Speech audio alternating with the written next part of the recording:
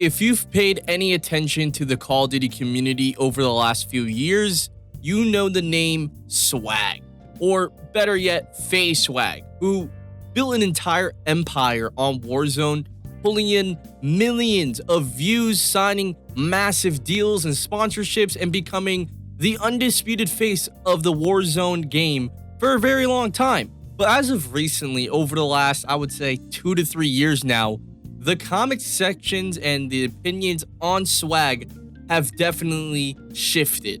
If you search his name on YouTube today, you won't just find his gameplay videos anymore. You'll find an entire subgenre of content and communities entirely dedicated to criticizing and despising Swagg. Channels have racked up hundreds and millions of views making videos about why he is the quote-unquote problem with modern Call of Duty and modern Call of Duty content. So in today's video, we're going to be talking about how one of the biggest Warzone creators of all time, and arguably one of the biggest Call of Duty creators of all time, became public enemy number one for so many people. We're breaking down 3 massive reasons why the Call of Duty community has turned on Swagg, from the cheating allegation, the Activision Shill accusations, and the belief that creators like him have ruined the casual Call of Duty experience. If you guys are new here, my name's Kibo, and welcome to the series, The Problem with Call of Duty Creators. Grab a snack, hit that subscribe button, and let's get right into it. So the first thing we're going to cover is the Activision Shill accusations. This is probably the loudest complaint against Swagg, and it basically is the fact that he essentially is a PR mouthpiece for Activision and for Call of Duty. Every single year, the Call of Duty cycle repeats itself. A new game is announced, creators are flown out to exclusive events or invited to private events, they play the game early, and they immediately flood YouTube with videos calling it the greatest Call of Duty game of all time, or that Call of Duty is going to change and be better. But when in reality, when the game actually drops, the community often finds it broken, unbalanced, or straight up disappointing. A lot of people have argued that Swagg refuses to bite the hand that feeds him.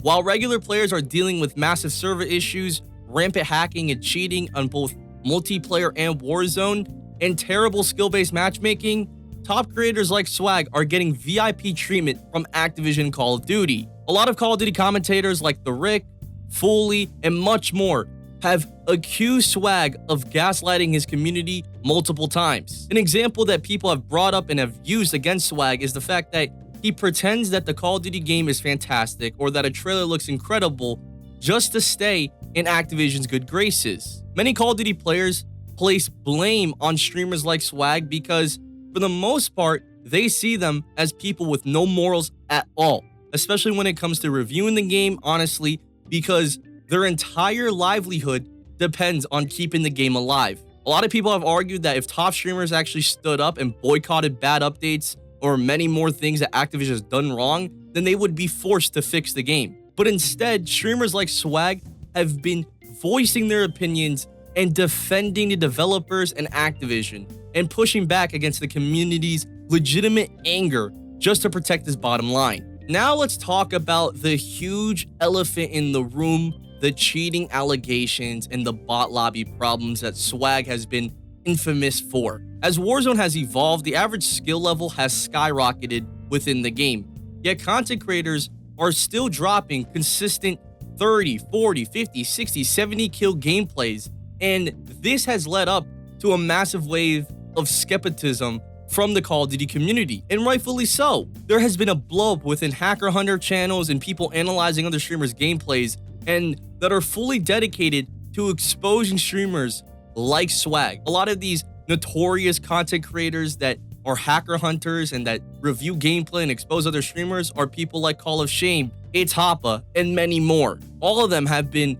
analyzing Swagg's gameplay frame by frame to expose him. And the accusations that these streamers like Swagg get fall into 2 categories most of the time. The first one being hardware and software cheats. Most hacker hunters and their communities point to moments in Swagg streams where his aim looks incredibly sticky and alleging that he uses the CRONUS Zen or even complex DMA cheats that are nearly impossible for an anti-cheat like Team Ricochet to detect. And the second and more widely believed accusation is the use of VPNs and 2-box lobbies. VPNs and 2-box lobbies are just a way to manipulate matchmaking. Call of Duty's skill-based matchmaking is notoriously strict, yet viewers have noticed that Swagg would frequently load into lobbies where his opponents seemed entirely lost, like complete bots. And for a wide range of the Call of Duty community, they suspect that most streamers like Swagg use VPNs in 2-box and 3-box, all to just get easier lobbies within Warzone. And they do this to completely dominate lower skilled players and lower skilled bracket lobbies as well to get their high kill gameplays for YouTube.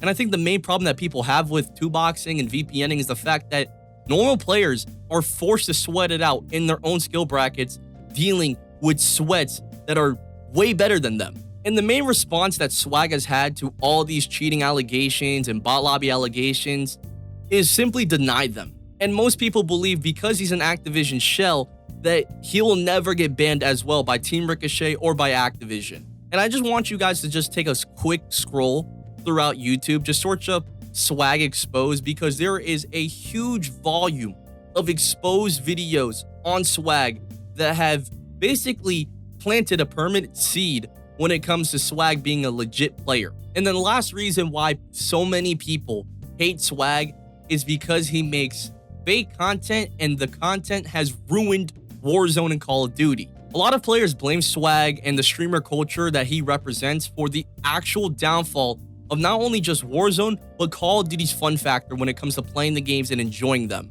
If you scroll through his channel, you'll see endless videos claiming a new, completely broken weapon meta, and a lot of people have argued that these videos are not only just low effort and misleading, but it's the fact that this makes the game unfun to play. Beyond the broken class setup and meta videos, there's a growing resentment that streamers have ruined the casual nature of Call of Duty and Warzone. For a lot of people, they feel like Warzone used to be about hopping on with your friends and having a fun time, but as creators have pushed the limits of movement mechanics, gameplay videos, and class setups, and all these things have combined into the whole player base feeling it, because they are either forced to adapt or quit the game. And Swagg has only really talked about this a few times, but he has defended himself on multiple occasions with his content and what he produces for his live streams and videos. But for many casual players who just want a relaxing experience on games, it really fell on deaf ears, and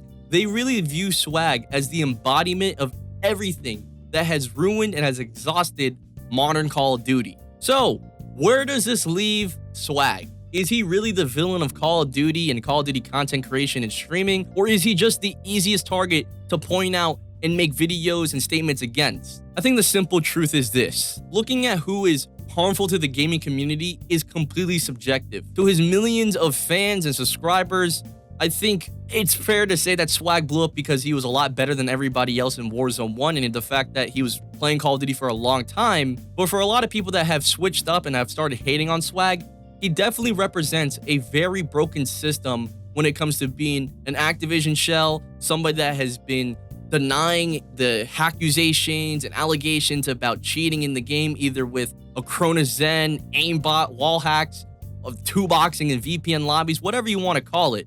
And there's also been a huge baseline of the fact that he just ignores a lot of casual players' complaints and statements and opinions against Call of Duty. It just all adds up to people just hating Swagg. And I also feel like a big part to why people hate Swagg so much and why there's so much negativity around him and his community is the fact that when Call of Duty is struggling, the majority of the community looks for someone to blame.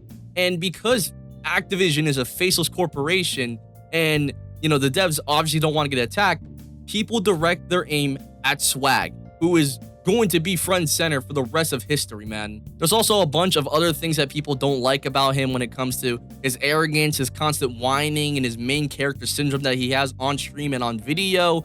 And then a lot of people just don't like the fact that he has clickbait and has had fake lobbies a majority of their time, from Modern Warfare 19 all the way to Black Ops 7 and Warzone right now. And for a lot of people, I've seen a lot of comments saying that he just fell off.